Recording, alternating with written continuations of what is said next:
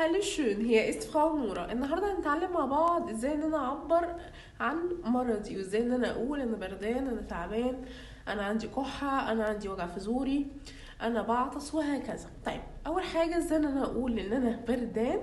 ich bin erkältet. مره كمان ich bin erkältet. طيب ازاي اقول انا بعطس؟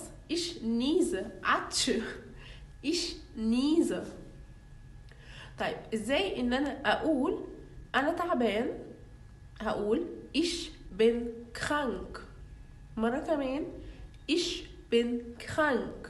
طيب ازاي ان انا اقول عندي كحة؟ هقول ich habe Husten. مرة كمان ich habe Husten.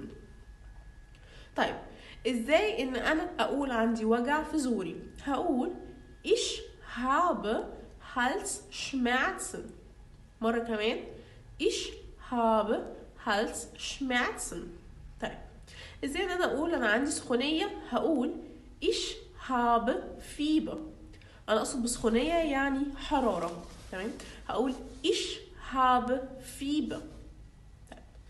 يبقى انا عشان اعبر عن اي حاجه بتوجعني، مثلا الم في بطني، الم في دراعي، كل اللي انا بقوله هو اللي انا بقول ich habe يعني انا عندي، زائد بقول مثلا ايدي ich habe Handschmerzen.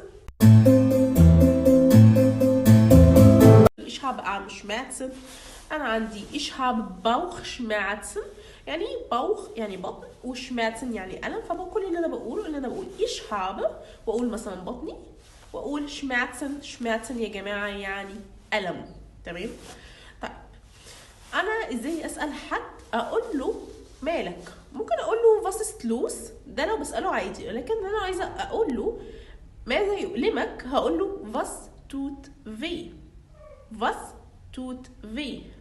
فالرد هنا بيبقى عندي طريقتين، يا اما اقول mein Arm tut weh يعني دراعي بيوجعني، mein Arm tut weh، او ich habe Armschmerzen انا عندي وجع في دراعي. طيب ازاي اقول لحد الحمد لله على سلامتك؟ ازاي انا اقولها له؟ هقول له gute Besserung. gute Besserung. طيب ازاي اقول لحد خلي بالك على صحتك؟ هقولها له ازاي؟ هقول له bleiben Sie gesund. bleiben Sie gesund. طيب اشوفكم في فيديو تاني اقدر اقول لكم دلوقتي tschüss und bis bald.